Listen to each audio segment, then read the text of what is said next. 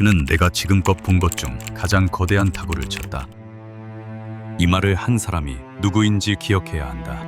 메이저 챔피언십 15승. 역사상 가장 위대한 골퍼라 불리는 남자 타이거 우즈다. 그런 그가 경악했다. 존 데일리. 그는 담배를 입에 문 채 스윙을 준비했다. 어드레스에 들어가기 직전 얼음이 가득 든 다이어트 콜라를 한 모금 삼켰다. 갤러리들은 그가 볼을 치기도 전에 이미 열광하며 소리를 지르고 있었다. 그는 연습을 혐오했다. 채소를 쓰레기라 불렀다. 라운드 내내 물은 단 한 방울도 마시지 않았다. 골프는 귀족들의 스포츠다. 완벽하게 다려진 바지, 잔디밭 위에서의 침묵, 절제와 통제. 이 남자는 수백 년을 이어온 그 견고한 룰을 단 한 번의 스윙으로 산산조각냈다. 가장 천박하고 야만적인 방식으로 가장 우아한 스포츠의 정복자가 되었다. 이것은 골프 역사상 가장 위대한 재능을 부여받고도 그 재능을 가장 비참하게 파괴해버린 단 하나의 괴물에 대한 처절한 기록이다. 당대 최고의 레슨 프로들은 그의 스윙을 보며 조소했다. 저런 스윙은 프로의 세계에서 결코 살아남을 수 없다. 그의 백스윙은 클럽 헤드가 지면을 향해 수직으로 곤두박질 칠 때까지 멈추지 않았다. 어깨 회전각은 무려 270도. 일반적인 투어 프로들의 2배에 달하는 척추가 부러질 듯한 꼬임이었다. 골프 교습서에 적힌 모든 금기사항의 집합체. 그의 철학은 단 하나였다. 쥐어짜고 찢어버려라. 하지만 결과는 교과서를 비웃었다.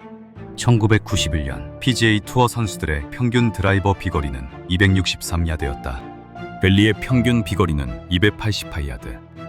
마음먹고 때린 타구는 공식 기록으로 350야드를 가볍게 넘겼다. 단순한 장타가 아니었다. 그의 공은 마치 다른 중력의 세계에서 쏘아 올려진 것처럼 기괴한 파열음을 내며 공기를 찢고 직진했다.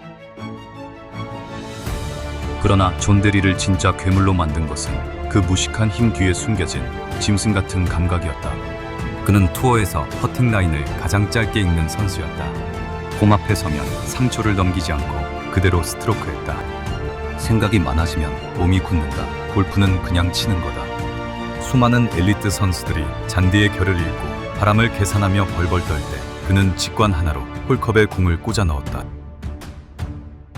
2008년 한 방송사 기자가 라운드 내내 그를 밀착 취재했다. 섭씨 30도가 넘는 북염서 18홀을 도는 5시간 동안 그가 섭취한 것. 담배 20일 개비, 다이어트 콜라 12캔, 초콜릿 6봉지, 섭취한 물의 양 0온스. 그의 혈관에는 피 대신 알코올과 콜라가 흐른다는 갤러리들의 농담은 완벽한 팩트였다. 그는 스포츠 과학이나 영양학으로는 도저히 설명할 수 없는 골프계의 거대한 돌연변이었다. 첫 번째 기적은 1991년 8월 미국 인디애나주 크록드 스틱 골프 클럽에서 일어났다. PGA 챔피언십 개막 전날 밤 강력한 우승 후보 닉 프라이스가 아내의 출산으로 돌연 기권했다. 대기자 명단 9번. 투어의 변방을 떠돌던 25살의 존 데리에게 전화가 울렸다. 앞선 8명의 대기자가 거리가 멀다는 이유로 출전을 포기한 직후였다. 잠시 그는 테네시주 멤피스에 있었다. 배회장까지의 거리는 800km. 그는 전화를 끊자마자 밤을 새워 차를 몰았다. 코스 답사나 연습 라운드는 불가능했다. 코스에 굴곡을 적어놓은 야디지북조차 없었다. 심지어 캐디도 없었다. 대회 당일 아침 그는 기권한 닉 프라이스의 캐디와 1번 홀 티박스에서 처음으로 악수를 나눴다. 언력 높은 코스 설계자 피트 다이가 만든 크록드 스틱은 당시 투어에서 가장 길고 잔혹한 코스였다. 모든 톱랭커들이 페어웨이를 지키기 위해 아이언으로 끊어칠 때 금발에 멀리 테어를 한 이무영 선수는 해저드와 벙커를 비웃듯 닥치는 대로 드라이버를 뽑아 하늘로 날려보냈다. 최종 합계 12언더파 276타 메이저 대회 우승. 대회 직전까지 세상에 이름조차 없던 청년이 나흘 만에 3만 명의 관중을 미치게 만들었다. 우승의 환희가 채 가시기도 전 델리는 우승 상금 23만 달러 중 3만 달러를 수표로 끊었다.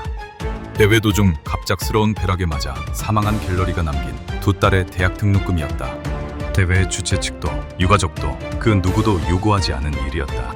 야수는 누구보다 따뜻한 심장을 가지고 있었다. 그리고 1995년 전통과 규율의 심장 세인트 앤드루스 올드 코스 브리티시 오픈의 마지막 라운드. 당시 델리의 세계 랭킹은 93위까지 추락해 있었다.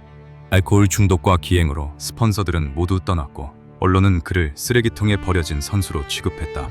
그는 술을 끊기 위한 금단 증상을 참기 위해 초콜릿 머핀을 미친 듯이 씹어 삼켰다. 경쟁자 콘스탄티노 로카가 18번 홀 악명 높은 죄악의 계곡에서 20m짜리 기적의 버디 퍼트를 성공시켰다. 극적인 동점, 분위기는 완전히 로카에게 넘어갔다. 하지만 이어지는 4개 홀의 연장전, 델리의 표정에는 아무런 동요가 없었다. 그는 담배를 한 대 피워 물고는 연장전 내내 로카를 물리적으로 압살해버렸다. 가장 우아한 골프의 성지가 가장 거친 2단아의 발밑에 무릎을 꿇은 순간이었다. 그의 인생을 설명하는 충격적인 숫자가 하나 있다. 5,500만 달러, 한화 약 750억 원. 그가 15년이라는 시간 동안 카지노에 쏟아부어 증발시킨 돈이다. 그의 도박은 유의가 아니라 자기 파괴에 가까웠다. 슬롯머신 한 판에 5,000달러, 약 700만 원을 걸었다.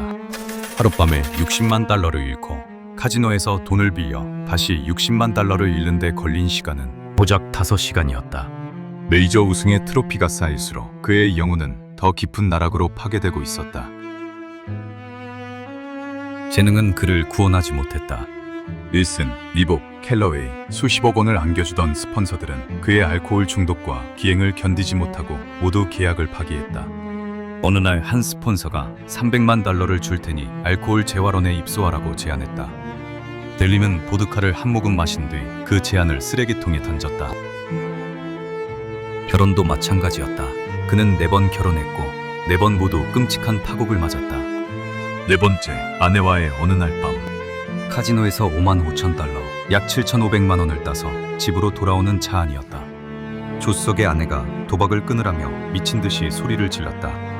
그들이 탄 차가 어두운 미시시피강 다리 위를 지날 때 운전대를 잡고 있던 델리는 아무 말 없이 창문을 내렸다. 그는 방금 딴 55,000달러의 현금 다발을 몽땅 강물 위로 집어던졌다. 돈다발이 강풍에 찢겨 어둠 속으로 흩어졌다. 그렇게 소리를 질러댈 거면 이 돈이 뭔지는 똑바로 알아야겠지. 그것이 그 결혼의 마지막 장면이었다. 2008년 그는 후터스 레스토랑 앞에서 만취의 의식을 잃은 채 경찰에 체포됐다. 경찰서에서 찍힌 죄수복의 머그샷. 후터스는 그 굴욕적인 사진을 액자에 넣어 가게벽에 자랑스럽게 걸어두었다. 한때 3만 명을 몰고 다니던 영웅의 비참한 몰락. 그해 세계 최고의 재능을 가졌던 이 사나이의 연간 골프 수입은 고작 56,000달러였다. 그는 결국 투어 카드를 잃고 초청 선수 자격으로 골프장을 전전했다. 설상가상으로 2020년 방광암 진단까지 받았다. 하지만 그는 항암 치료 중에도 담배를 끊지 않았다. 사람들은 묻는다. 왜 이토록 망가진 선수를 세상은 아직도 사랑하느냐고. 존 델리의 진짜 유산은 캐비닛에 놓인 트로피가 아니다. 그가 투어에 등장한 1991년 이후 골프라는 스포츠의 지형도가 완전히 뒤집혔다. 퇴근 후 맥주 캔을 따던 블루칼라 노동자들, 평생 골프를 보지 않던 사람들이 TV 채널을 골프 중계에 고정했다. 이유는 단 하나. 델리가 오늘 저 하얀 공을 얼마나 잔인하게 박살낼지 보고 싶어서. 그렉 노먼과 닉 팔도가 해고했다. 델리의 타구가 공중에 떠있는 그 몇 초 동안 우리는 우리가 얼마나 대단한 엘리트 선수인지를 완전히 잊어버리고 그저 넋을 잃고 쳐다봤다. 그는 결코 모범이 되지 않았다. 수없이 넘어졌고 유혹에 무너졌으며 자신의 끔찍한 바닥을 숨김없이 세상에 전시했다. 규칙을 조롱한 사람, 건강을 혐오한 사람. 그러나 수만 명의 갤러리가 매홀 목이 터져라 그의 이름을 불렀다. 그것은 엘리트와 귀족들의 스포츠인 골프 역사상 단 한 번도 존재하지 않았던 현상이었다. 세상에서 가장 불완전한 인간이 만들어낸 가장 압도적인 카타르시스. 타이거 우즈가 골프를 위대하게 만들었다며 존 델리는 골프를 인간답게 만들었다. 그것이 상처받은 영혼을 가진 괴물 존 델리를 우리가 영원히 사랑할 수밖에 없는 이유다.